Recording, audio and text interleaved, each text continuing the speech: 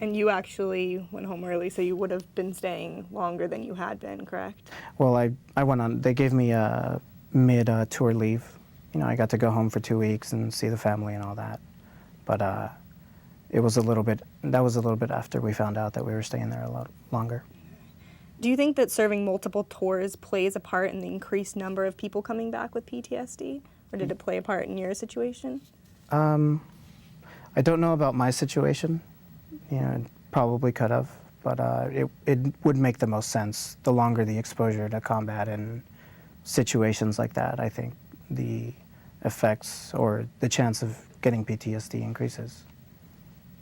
Now, when did you first start to feel kind of the psychological effects of war?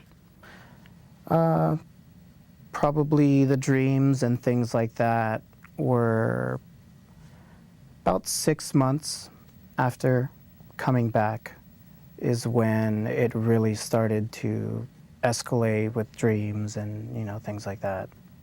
Was it just dreams?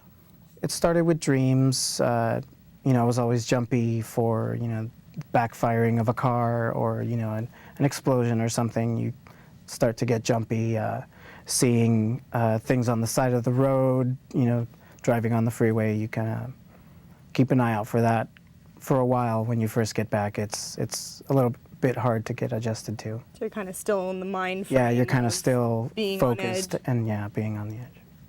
Was there one particular event that pushed you into having, you know, do you think, you know, any difficulties, or do you think it's more of a slow process of just being there? I don't think it was any one event for myself for the PTSD. I think it was more of just a number of things, just a whole process as a whole, I believe. And being there, I mean, like, you mentioned you had a lot of, you know, time to yourself. Did you ever kind of go crazy in your own head there? Like, did you think to yourself, like, oh, I'm not going to be able to go home, or I'm not going to make it home at all? Did that ever go through your head? Yeah, always. I kind of went by, you know, kind of made the day go by reading a book, watching CNN on TV, or, you know, playing video games, or, you know, just hanging out with the guys and talking. Just trying to make it through the day. Yeah. Were you injured while you were there? Yes. Can you tell us about a situation where you got injured? Well, I was in a unit that we were on a special assignment where it's called QRF. It's a quick reaction force. Whenever anything occurs to one of our units that's out doing a convoy or, you know, just out escorting somebody and something occurs to them, they come under fire, somebody gets injured, they send the QRF unit out there to assist them and just back them up with anything. And I happened to be helping out with some missiles that were with our vehicles, and happened to fall and fall back with this missile and, you know, injured my back. While you were actually holding it, how much do you think those missiles weigh? I believe they weigh about 90 pounds. Might be 80, 90 pounds. A small child. It's kind of heavy, yeah. Yeah. Was there another incident where you got injured, or was that the main one that... I think that might have been the main one. There were a couple other ones where I was up in the gun turret and got some whiplash and, you know, had some vehicle chases going down, and being up in the turret, you get a lot of whiplash up there. And I think I probably injured my neck that way as well. So did you just kind of deal with the pain, or you know, did you see medics? No, of course, yeah. I saw the medics, and you know, just kind of had to deal with the pain a little bit. And you know, they take care of you a little bit, but things are kind of tough out there, and you know, sometimes you tend to get looked down upon when trying to get care and stuff like that. So is it easy to? So it is easy to get treatment, or? Oh yeah, no, definitely. It's easy to get treatment. You know, there's sometimes, you know, people talk down to you if you're, you know. So it's not necessarily highly. Yeah, usually it's from your, you know, your own friends or your own buddies. What about from superior officers? Usually not, unless it's in a joking way. But you know, it does happen. I'm sure it happens. So I mean, what kind of things do they do? Do they say it straight to your face, or I mean, is it more stuff? For the most part, yeah. They then, you know, they'll say it straight to your face. Or So would that deter you or anyone really from getting treatment? I know guys that it did deter them from seeking treatment. I mean, you know, it's just kind of something that happens. It's not necessarily right, but just part of, you know, friendly hazing, I guess is what they would call it. Yeah, because in the military culture, it's not really something that you're trained to reach out for help. Yeah.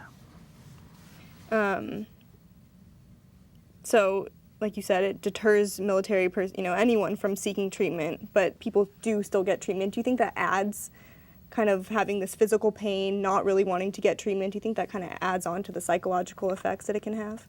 Probably, I believe so. Yeah. Did it in your case, or? I think so. I mean, I've been having some trouble with memory loss and things like that, and doctors kind of tie that in with the pain from, you know, the injuries, and just kind of with the PTSD, just all a little bit mixed together makes a bad mix.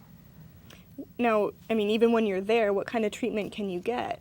Like, because they don't have all the equipment, obviously, that we have here. Mm-hmm.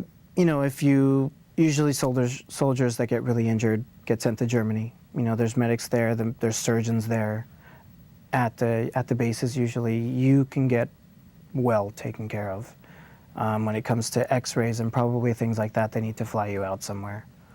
But for the most part, they have just about everything when they go. Now, for those, did you have any guys or anyone in your unit where you kind of noticed that they were suppressing their feelings, or, you know, were more psychologically affected by the situation? Yeah. There were a couple guys that got to see some of the more gory events that went on, and definitely had a hard time dealing and coping with everything, and definitely suffer from PTSD still today. Why were you finally sent home? I was finally sent home because of my back injury, and they decided that it was more beneficial for me to get out and get treatment, you know, once being out with the VA, and, you know, the VA would take care of me, and, you know, things would just go better from there. Were you relieved when you got released? Or, I mean, what did it feel like once you got back home and you stepped off the plane, you were back in the U.S.? I was definitely happy to be back home. I was relieved to be home, and, you know, just kind of didn't take anything for granted after that. And, you know, just kind of went on about the day and, you know, kept things going. What was the transition like once you got back? It was definitely difficult.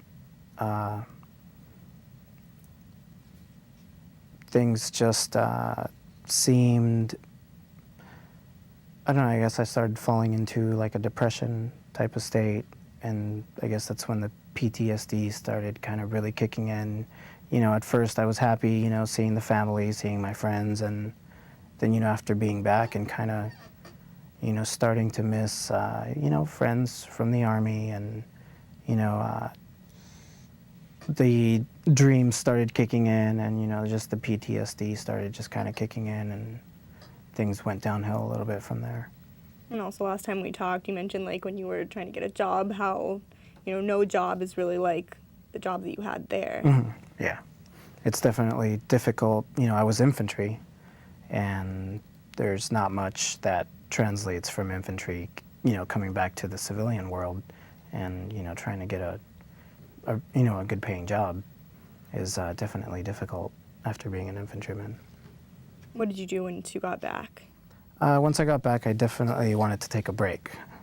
So I took a break and, you know, had some part-time jobs here and there to, you know, help out with a little bit of money, and, you know, just kind of took a break for a good year, and started working, you know, after a year or so went by, and, you know, I was working for about a year, and, you know, just kind of lost the job to the economy and, you know, everything that was going on with that.